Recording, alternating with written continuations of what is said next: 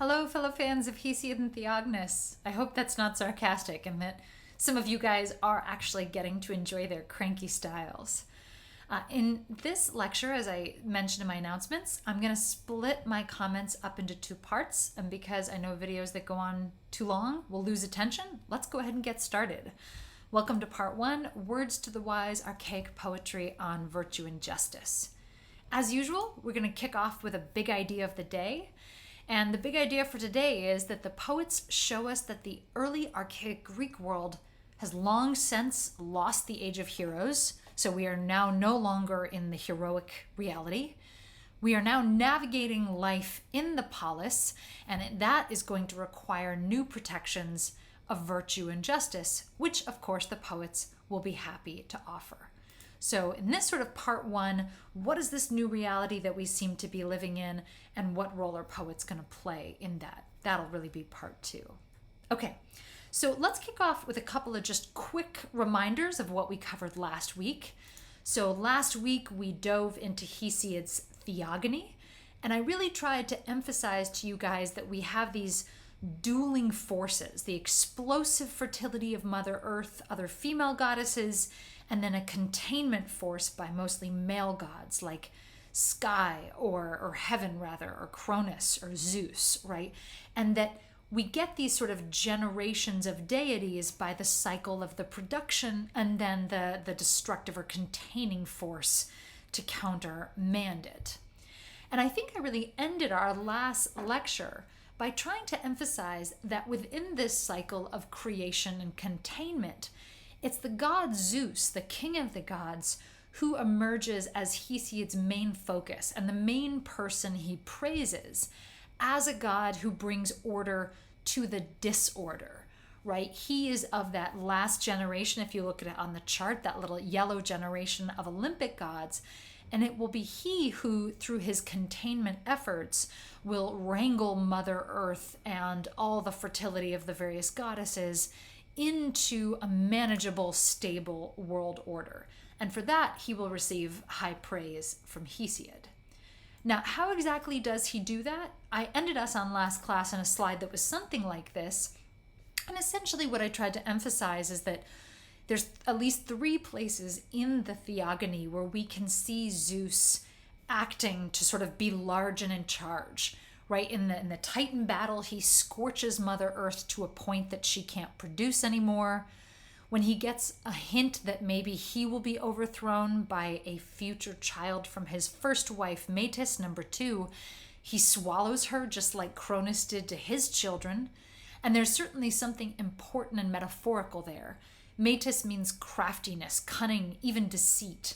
And so the fact that Zeus swallows her means that he's holding all these things within himself. And of course, third, and perhaps most importantly, Zeus becomes king of the gods, not only because he's powerful, but because he is chosen by those gods, right? Almost in a quasi-democratic assembly, they agree that he is the best man for the job, which gives him a divine mandate. Okay, I hope all of that is feeling relatively familiar from last class. I want to return to this sort of theme of Zeus and sort of build on it to emphasize that Hesiod isn't the only place where we see Zeus in this ordering capacity. If you can think back to last week's readings, and especially to Odyssey 24, there we also encounter this notion of Zeus as an ordering authority figure, right? The one who certainly has and sometimes even supports outbreaks of violence, but is also the one who sort of wrangles the world back into order, right? Into stability. So at the end of Odyssey 24, we see that war is about to break out in Ithaca between Odysseus and the families of the suitors. And Athena sort of flies right up to the heavens and she says, "Oh, Zeus, are you going to let this grim struggle go on, or will you establish peace on Ithaca?" And Zeus, in his thunderbolt, first he sort of demurs, he sort of pretends like he doesn't really know what she's talking about, but then you can see him take that commanding, ordering presence. "I will tell you what will be fitting. He will be king on Ithaca for all of our days, and let them all swear an oath to have it be." So I really wanted to share this passage to emphasize with you that the notion of Zeus as an ordering deity, right, one with the ability to restore righteousness, justice, and balance to the world, is going to be a frequent one throughout a lot of the literature we read, and especially in Homer and Hesiod. Okay, we've done a kind of 5 minutes of review. I now want to press on to new material and start taking a look at the authors I asked you guys to read for today. And those two authors are, of course, Hesiod and Theognis, although a new Hesiod poem, of course, The Works and Days. And the way I want to encourage you to think about these two authors are as two people from different generations, but who are both trying to grapple with this core question of how should you go about living your life when some of the patterns that we saw in place in Homer are also sort of undergirding your world? How do you live your best life when the gods are unpredictable or sometimes are in conflict? How should you go about living your life when the world still has a ton of suffering and misfortune and you can't necessarily change that? And how should you go about living your best life when the era of the demigods is gone, right? Being a hero like Achilles is no longer, or a Hector is no longer an option. That's not a viable path. And what Hesiod and Theognis have in common is that they're in some ways a new generation of poets who are giving life to a genre known as didactic poetry. Didactic just being a fancy word, a Greek word for the concept of teaching, right? Poetry that is designed to explicitly teach. And I want to pause and emphasize, of course, that Homer is a teacher, right? He's giving us examples to think with. But you probably noticed in the reading that Theognis and Hesiod are much more direct, right? They're the ones who kind of grab you by the lapels and say, hey, you, listen up. I have some advice to give you, and here we go. Here's farming, here's social conduct, here's why you shouldn't urinate at the road, after nightfall, right? They're very direct and they're very explicit in that teaching tone. Now, a couple of similarities and differences here. So Hesiod and Theognis are at least a couple generations apart here. Hesiod maybe in the 700s, Theognis a little harder to pin down, 7th century, 6th century. Hesiod is writing an epic genre, so think big epic poems in hexameter, dun da da da da da. Theognis writing in lyric poetry designed to be performed in a smaller venue to the accompaniment of a lyre. They're both writing in the same dialect of Greek, which is now becoming associated with poetic performance, and they are both writing specifically to someone. The Works and Days seems to be addressed to a Perses, whom Hesiod indicates as his brother. That might be a fictional character who he's creating, but he does seem very invested in that character. And Theognis, of course, is writing to his male lover, Cernus. Now, the idea that a grown aristocratic male of the Greek world might be taking on a male lover, I suspect might be a little bit surprising for some of you guys. We're not going to dwell on this theme a lot today because we will return to concepts of gender and relationships. But I do just want to make a little bit of room to say that in the archaic world and in classical Greek world, the notion of an older male mentoring a younger Greek male, especially, sort of grooming him for adult life, and sometimes with a sexual component included in that relationship, is very common in archaic and classical Greek literature. We see it appear relatively frequently. And it seems to be a mostly aristocratic practice, right? This is something that the most elite men of the city do in order to prepare and sort of induct the next generation of men. So don't be shocked that we can have someone like a Theognis who is not ashamed or not embarrassed, doesn't feel like he needs to apologize. This is not a shameful thing to have a young male lover, in addition to being a sort of upstanding male citizen in the ancient Greek world. Okay, for the remainder of this lecture, what I want to do is focus on this part of this image, this theme, the idea of why the world is suffering. And in this remaining part of the video, I'm going to stay mostly on Hesiod, and then our next video, I'm going to focus both on Hesiod and Theognis to try to answer part number 2. Okay, yes, so let's pick up with Why the World is Suffering, brought to you by Hesiod. So, when we read the Works and Days, one of the first passages that I hope really jumped out at you was Hesiod's description of sort of how mankind came to be and how it devolved. Hesiod uses the sort of symbolism, the imagery of metal to describe the composition of mankind. And he emphasizes that the race of men in this top passage here was created by immortals who dwell on Mount Olympus, and that the very first generation of mankind was actually made when Cronus was still in power. Now, this gold generation of men had life really easy. They didn't have to deal with old age. They were able to just pluck food from the earth without any gardening or heavy toil. But that idyllic lifestyle really wouldn't work forever. And then every generation after that, life seems to get a little bit harder.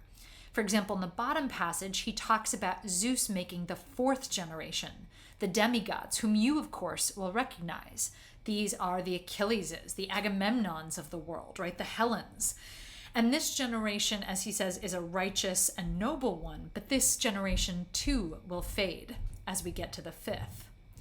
Now, Hesiod's age of man, the description of the ages of men, will end with the fifth generation of which he is a part. And that, of course, those are the men of the Iron Age. I want to clarify here that when he says iron, Hesiod does not really mean what we, archaeologically speaking, mean when we say Iron Age. Although certainly plenty of scholars have sort of noticed the overlap between this metal terminology. But Hesiod is thinking about his own time period, presumably the early Archaic period. And this is not a happy time to live. He says in this passage, it would be better to be dead or born at a later time. That his generation of iron is one of toil and misery, that people neglect their children or they don't respect their aging parents. They are ignorant of the gods and their punishments, and that things are sort of run by fist law men. So bullies and miscreants and rascals who sort of push the world around. Hesiod's explanation, therefore, for why things are so dark and difficult, why there's so much suffering, is essentially that he sees himself as a product of many generations and that he is the very last generation of mankind, one in which all the sort of easy bliss of the golden age is over, and it is his generation that will have to deal with the sufferings. Now, what are those sufferings? Well, there's plenty of them, and if you read the Works and Days, you probably got a pretty grumpy image of Hesiod. But I want to focus on three in particular. We're going to start with this one, corruption and tyranny, sort of politics. Then the next one, the unworthiness of women, family, friends, weak social networks. And then, of course, just the hard fact of the matter that the early Archaic period is one of an agrarian society that takes a lot of work and sometimes is unpredictable. So let's dive into some close reading passages with Hesiod, starting with corruption and tyranny. The Works and Days, as I mentioned a few minutes ago, is actually addressed to, we think, Hesiod's brother Perses. And pretty early on in the poem, Hesiod makes this reference to the fact that he and his brother seem to be having a dispute, specifically about estate, real estate, a property we can presume that they inherited. And he says, let us settle our dispute with straight judgments. When we divided our estate, our lands, you kept trying to grab and take more and paid off people like lords and bribe swallowers. What Hesiod is getting at here is that there now seems to be a sort of rudimentary political system, but it's corrupt, that people can bribe their way into legal rulings rather than following the straight judgments. There's a sense of a political system that's gone off the rails here. We also see in the second passage that Hesiod really frames the world in terms of the easy road, that is inferiority, and the hard road of superiority. It's hard to be a good person. It's hard to take the higher road. As he says, it is a long and steep path, but it's worth it. And the only way to be a good man is to choose the harder path. But ultimately, throughout the Works and Days lingers this notion, and this is our third passage, that morality as we knew it has sort of abandoned earth, decency and moral disapproval. These are abstractions of gods. And these gods, or I think they might actually be goddesses here, fair faces with white robes, they've left mankind, right? They're abandoning us to go join the other gods. And for that reason, we really have no hope against evil. So Hesiod's political worldview is a relatively bleak one, in which the old value system is gone, that brother is fighting brother, and that fewer and fewer men are choosing to take the hard road of the better man, and instead sort of choosing the easy path of vice. Now, in addition to a political system that's under stress or corruption, Hesiod also seems to be pointing to fraying social bonds, or at least the notion that we can't always just trust people the way we used to.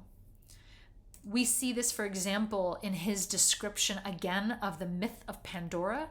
Now, the myth of Pandora also appeared in the Theogony, but he didn't name her by the name Pandora.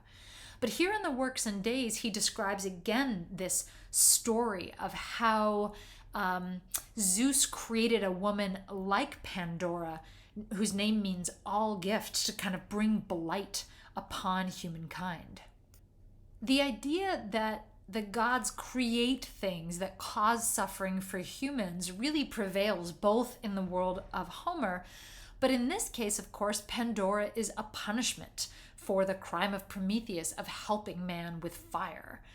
And so Pandora becomes a representation of one more way in which humankind must suffer from the hands of the gods. This also translates into Hesiod's advice for choosing our life partner, right? Picking a wife. And he emphasizes, marry a virgin, because then you can train her up to be the sort of virtuous model that you want in a household. And if you didn't get this message from the Odyssey, you're getting it loud and clear here. A man acquires nothing better than a good wife and nothing worse than a bad one. The notion that a woman, a good woman or a bad woman, can really shape your oikos is important. Finally, Hesiod's social warnings are not limited just to women. He also encourages men to be really selective, really choosy in their friendships. He says, don't make a friend on par with a brother, i.e., don't rush into sort of making friends who are so close that you treat them like family. Because if you do and you have a disagreement, you're going to have to stand up for yourself, and he himself will challenge you. It's a worthless man who keeps changing his friends. Choose your friends extremely carefully and then stick with them, because at least in Hesiod's worldview, there are not many people worth bringing into your inner circle.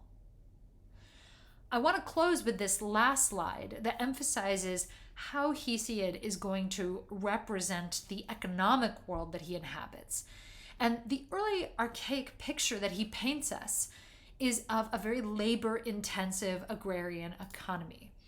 If you made it all the way to the end of the Works and Days, you certainly caught a lot of the farming details in Hesiod. I'm going to try some of these out on my own farm personally.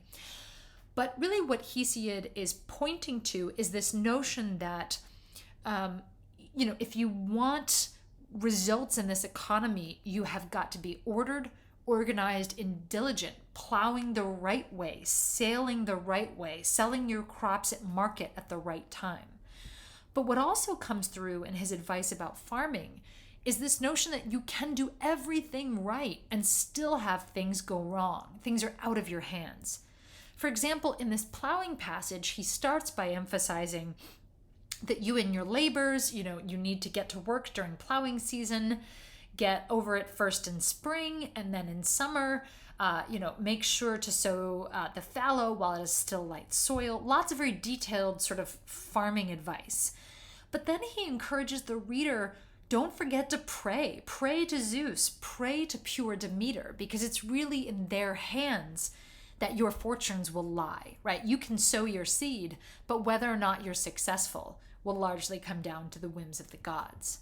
And down here, of course, is Hesiod's advice about sailing, where he says to his brother Perses, if you've had a good harvest and you're trying to sell it, do not put all your substance in ships' holds, because if you're bringing all of your grain to market and you put it all in one boat and it sinks, to meet with disaster among the waves of the seas, it's a fearful thing, right? So once again, we get a flavor of this precarity of the world that Hesiod inhabits, that one can do all the work and do all the planting, and yet because of circumstances vastly out of your control, your whole life order can be turned upside down.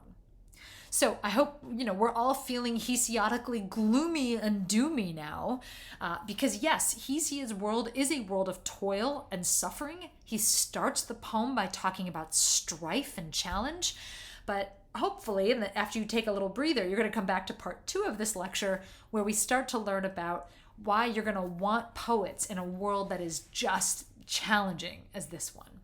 All right, I look forward to seeing you guys in part 2. Go stretch your limbs, grab something to drink, and I'll see you when you are ready.